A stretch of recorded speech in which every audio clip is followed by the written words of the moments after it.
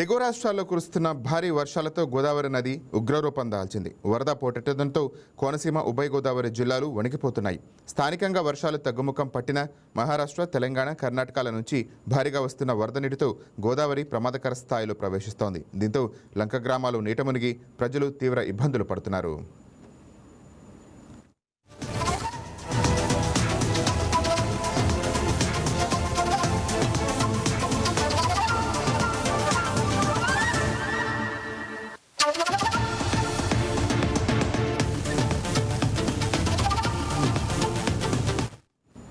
రెడక కోనసీమ జిల్లాలోని అనేక లంక గ్రామాలు బాహ్య ప్రపంచంతో సంబంధాలు కోల్పోయాయి. మమ్మడివరం నియోజకవర్గంలోని లంక గ్రామాల పరిస్థితి ఆందోళనకరంగా మారింది. గోగులంక, గుత్తెనదీవి, కేసనకూరు వంటి ప్రాంతాల్లో బోట్ల సర్వోలను పూర్తిగా నిలిపివేశారు. తానేలంక, గురజపులంక మధ్య రహదారిపై వరద నీరు ప్రమాదకరంగా ప్రవహిస్తోంది. అప్పనపల్లి, ముక్తేశ్వరం, కనకాయలంక, అయ్యనలవలంక లంక, వీరవల్లిపాలెం, అద్దంకివారి లంక వంటి అనేక గ్రామాలకు రాకపోకలు పూర్తిగా స్తంభించాయి. కొబ్బరి రైతులు తమ పంటను కాపాడుకునేందుకు ట్రాక్టర్ల సహాయంతో కాయలను సురక్షిత ప్రాంతాలకు తరలిస్తున్నారు.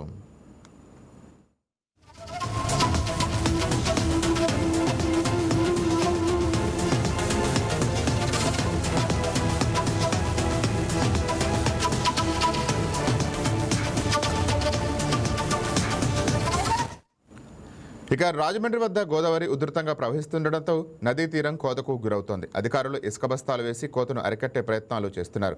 పశ్చిమ గోదావరి జిల్లా ఎలమంచిలి మండలం చింతపల్లి వద్ద గౌతమిపాయ ప్రమాదకరంగా ప్రవహిస్తోంది. మొదటి ప్రమాద హెచ్చరిక కొనసాగుతుంది. అయితే గత రాత్రితో పోలిస్తే ప్రవాహం స్వల్పంగా తగ్గింది. భారీగా వస్తున్న వరద నీరు సముద్రంలోకి వెళుతోంది.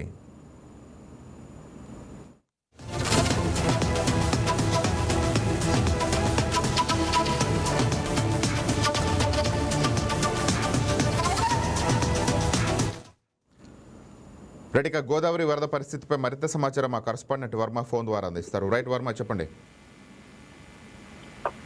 Good morning Rajendra. ఎగువ రాష్ట్రాల్లో కురిసినటువంటి వర్షాల కారణంగా ఉధృతంగా ప్రవహించినటువంటి గోదావరి నది క్రమేపీ ప్రస్తుతం తగ్గుముఖం పడుతోంది. భద్రాచలం వద్ద నిన్నటి నుంచి కూడా వరద తగ్గుముఖం పట్టిన ధవళేశ్వరం బ్యారేజీ వద్ద మాత్రం ప్రస్తుతం పెరుగుతూ వస్తూ ఉన్న పరిస్థితి. ప్రస్తుతం 13.70 అడుగుల నీటి మట్టం ప్రస్తుతం కొనసాగుతుంది. ముఖ్యంగా 12 లక్షల క్యూసెక్కుల నీటిని అయితే కాటన్ బ్యారేజీ నుంచి దిగువకి విడుదల చేస్తున్న పరిస్థితి అయితే ఉంది. గరిష్టంగా 15 లక్షల క్యూసెక్కుల జలాలని సముద్రంలోకి వదిలిన పరిస్థితులు కూడా నిన్న మొన్నటి వరకు కూడా కొనసాగాయి. అయితే నిన్న మధ్యాహ్నం నుంచి పూర్తి స్థాయిలో ఈ వరద ఉధృతి తగ్గడం, ప్రస్తుతం మొదటి ప్రమాద హెచ్చరిక ప్రస్తుతం కొనసాగుతుంది. నిన్న అర్ధరాత్రి దాటిన తర్వాత రెండో ప్రమాద హెచ్చరికని పూర్తిగా కూడా ఉపసంహరించుకుని ఆ తర్వాత మొదటి ప్రమాద హెచ్చరికని అయితే కొనసాగిస్తున్నారు.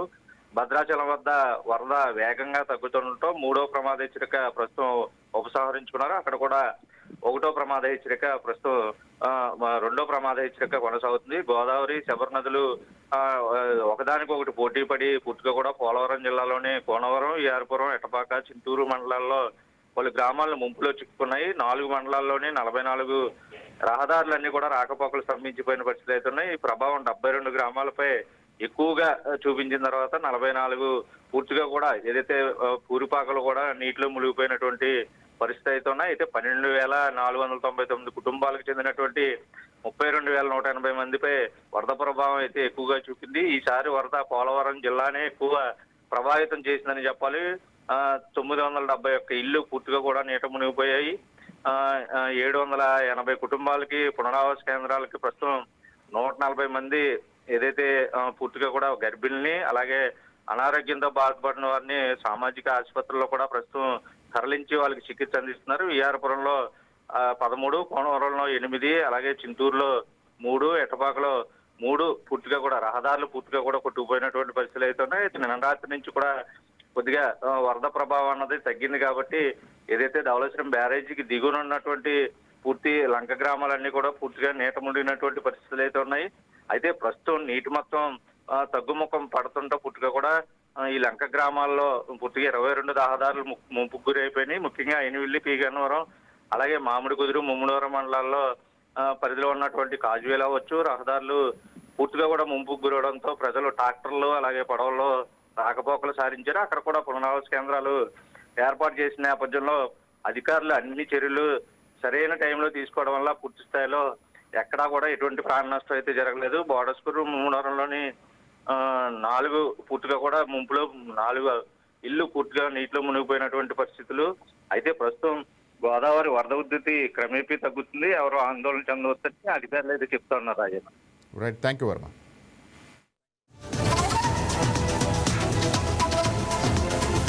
బంగారం బ్యాంకులో ఉంటే అది మీ అప్పు, అదే శివ గోల్డ్ కంపెనీకి తీసుకొస్తే అది మీ పెట్టుబడి.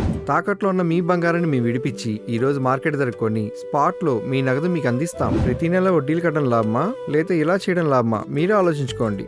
శివ గోల్డ్ కంపెనీ, అప్పులేని ఆనందకరమైన రేపటికి సరికొత్త మార్గం. జస్ట్ ఒక కాల్ చేయండి. తాకట్లో ఉన్న మీ బంగారాన్ని విడిపించి ఈ రోజు మార్కెట్ రేట్కే కొనబడును.